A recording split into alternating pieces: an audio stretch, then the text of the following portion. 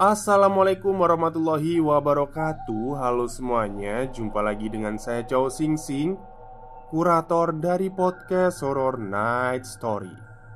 Halo, apa kabar semuanya? Semoga kalian semua sehat-sehat ya. Dan seperti biasanya pada malam hari ini saya kembali dan akan menceritakan sebuah kisah mistis untuk kalian semua. Kisah mistis kali ini saya datangkan dari treat horornya Mika, yang menceritakan tentang seorang supir minibus yang mengalami kejadian mistis. Oke, daripada kita berlama-lama, mari kita simak ceritanya.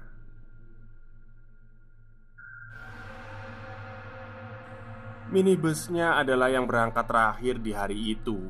Dari terminal bus kota S, sengaja ia mengambil waktu sore karena sekalian pulang. Waktu menunjukkan pukul 5 sore. Menjelang maghrib, minibusnya keluar dari terminal.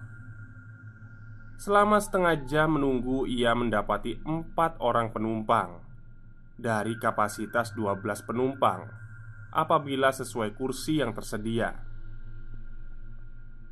Sampai di kota P, minibusnya kembali memasuki terminal untuk transit dan mengangkut penumpang lain yang hendak ke kota M. Kota P merupakan kota yang terletak di tengah-tengah antara kota S dan kota M. Kota P juga bukanlah kota yang besar, hanya kota kabupaten saja. Tapi jika dibanding kota M, kota P masih jauh lebih ramai. "Ayo M, kota M, kota M," kata Yadi setengah berteriak, mempromosikan tujuan minibusnya kepada calon penumpang yang barangkali sore menjelang malam itu hendak menuju kota M atau daerah yang dilintasi trayek minibusnya. Akhirnya 3 orang penumpang tambahan didapatnya, menjadikan sementara total 7 orang penumpang dalam minibusnya. Yadi melanjutkan perjalanannya. Saat itu waktu telah menunjukkan pukul setengah 9 malam. Selepas kota P, ternyata 7 penumpang yang didapatinya semuanya tidak bertujuan ke kota M. Satu persatu turun di tengah perjalanan. Sehingga saat minibus Yadi sudah berada di jalan lintas menuju kota M, hanya tinggal Yadi seorang. Tapi itu bukan masalah baginya. Toh ia memang hendak sekalian pulang. Minibusnya sampai ke satu daerah perkebunan sawit. Biasanya apabila hari masih terang, di ujung jalan akses menuju perkebunan terdapat ojek-ojek pangkalan yang menunggu penumpang yang hendak ke desa yang letaknya masuk ke dalam dari jalan raya utama. Namun, selepas waktu maghrib sudah sepi, tak ada satupun ojek pangkalan yang terlihat. Di tempat itu Yadi melihat seorang perempuan yang sedang berdiri sendirian. Perempuan itu melambaikan tangannya ke minibus Yadi sebagai tanda ia ingin menaiki minibusnya. Yadi serta-merta menghentikan laju minibusnya. Perempuan itu lalu naik ke kursi bagian depan, bersampingan dengan Yadi. "Mau kemana, Neng?" tanya Yadi basa-basi, membuka percakapan. "Pulang ke kampung SW, Kang," jawab perempuan itu. "Sendirian aja?" lanjut Yadi bertanya. "Iya," balas si penumpang. Yadi melihat perut perempuan itu sedikit besar, sedang mengandung rupanya. "Wah, Neng, udah berapa bulan hamilnya?" tanya Yadi. 7 bulan, Kang," jawab si penumpang itu lagi. "Kok pergi jam segini sendirian aja, mana lagi hamil? Suami si Neng kemana?" "Ada, Kang, di rumah," jawab si perempuan dengan nada datar. Yadi selintas berpikir, mungkin penumpangnya ini sedang bermasalah dengan suaminya. Lalu ia memutuskan pulang sendirian ke rumah orang tuanya. Sepanjang perjalanan, penumpang perempuannya itu lebih banyak diam, seolah enggan bercakap. Pertanyaan Yadi dijawab hanya sekenanya. Yadi mengajak bercakap penumpangnya itu tidak ada maksud apa-apa selain semata memecah kesunyian di perjalanan. "Eneng namanya siapa?" tanya Yadi. "Mina, Kang," jawab datar si perempuan. "Kalau kampung SW mah sudah searah pulang sama saya. Saya kan orang M," kata Yadi. Perempuan itu tidak merespon apa-apa. "Nanti saya antar sampai ke depan rumah aja ya, Neng. Jam segini mah pasti udah nggak ada ojek," tambah Yadi. Sampailah minibus di daerah SW. Sebagaimana janji Yadi, ia bermaksud hendak mengantar penumpangnya itu sampai depan rumah. Ternyata lokasi rumahnya cukup jauh masuk dari jalan raya. Tidak ada rumah penduduk yang ditemui. Lebih didominasi oleh kebun yang ditanami pohon jenjeng. "Yang mana rumahnya, Neng?"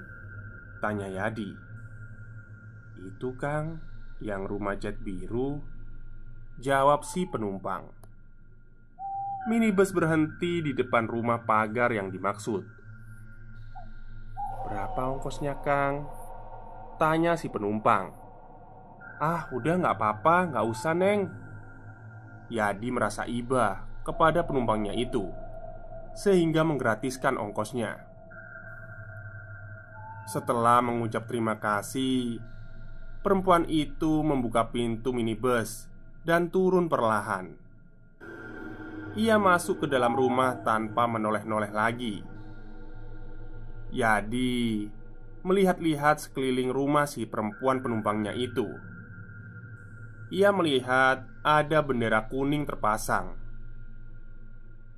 "Oh, ada keluarga yang meninggal, makanya dia pulang," kata Yadi membatin. Lalu Yadi memutar balik minibusnya menuju ke arah jalan raya. Setibanya di jalan raya tidak jauh dari belokan menuju kampung rumah si penumpang, Yadi menghentikan minibusnya di sebuah warung yang masih buka dengan maksud hendak membeli rokok. Pemilik toko yang melihat minibus Yadi keluar dari arah perkampungan menanyakan dari mana. Dijawab oleh Yadi, baru saja mengantar penumpang perempuan sampai ke depan rumah. "Waduh, habisnya saya nggak tega, Pak. Perempuan sendirian udah jam segini, mana lagi hamil lagi," papar Yadi. "Di mana turunnya?" tanya si bapak pemilik warung. "Itu, Pak, deket sama kebon jenjeng yang rumahnya cat biru," terang Yadi. "Nama si enengnya itu Mina katanya," sambung Yadi. "Hah? Siapa, Kang? Mina?" tanya si bapak dengan nada seolah kaget dan bingung. "Iya, Mina." "Ih, kenapa gitu, Pak?" tanya Yadi heran. "Nggak salah, Mas. Orangnya lagi hamil," tanya si bapak seolah butuh penegasan. "Iya, kan saya tadi bilang dia hamil," terang si Yadi. "Astagfirullah, Kang. Neng Mina mah udah meninggal. Ini udah 7 harinya. Barusan habis sholat maghrib orang-orang tahlilan di rumahnya," terang si bapak. Mendengar paparan si bapak, Yadi terdiam. Wajahnya terlihat pucat, bibirnya gemetaran, seperti ingin mengucapkan sesuatu namun tak mampu dikeluarkan. 7 hari yang lalu, di perkampungan pekerja kebun sawit, seorang perempuan muda dalam kondisi hamil ditemukan meninggal dunia di kamar mandi oleh suaminya. Ia terpeleset jatuh dan tidak sempat tertolong. Saat kejadian, suaminya sedang bekerja di kebun sawit, dan perempuan itu bernama Mina. Tamat. Oke, itulah cerita singkat dari treat horornya Mbak Mika yang menceritakan 7 hari roh ya. Sebenarnya banyak ya cerita-cerita seperti ini tuh ya. Jadi mereka itu mungkin butuh tumpangan untuk pulang ke rumahnya gitu ya. Baik, mungkin itu saja cerita singkat untuk malam hari ini. Semoga bisa menemani tidur kalian. Selamat malam dan selamat beristirahat.